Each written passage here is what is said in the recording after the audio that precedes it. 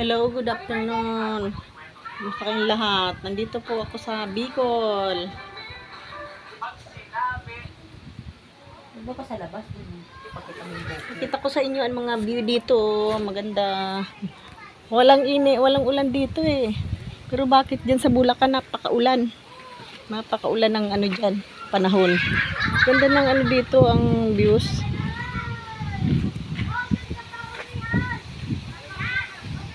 Ito po oh. Pakaganda oh. Dito po oh. Ganda oh. Ganda ng ating lugar oh.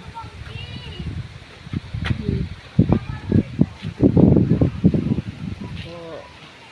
Ang puno ng kalamansi. Hindi lang bunga. Yung mga kanyugan, yan oh. Yung paligid-ligid dito, maganda ang view.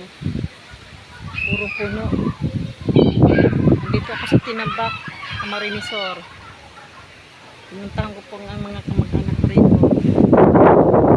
Hindi ko lang po nga kanina. Yan po oh. Ganda ng view dito. Yan. Wow. Napakalakas ng hangin pero wala pong ulan dito. Mahangin oh, kabagat. Ganda ng hangin, parang may aircon oh. Ganda po. So, yung paligid yung maliwalas eh. Ang ganda ng araw. Yan sa amin sa Bulacan, lakas ng ulan kahapon. Parang bagyo. Pero pagdating namin dito, napakainit eh.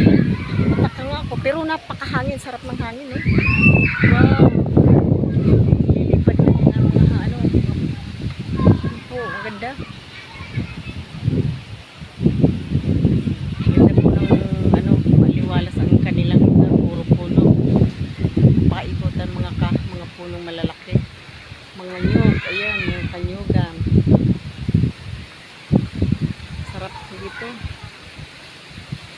Na-refresh ang aking isipan dito. Kita niyo po mga nyug oh. Ganda ng ano.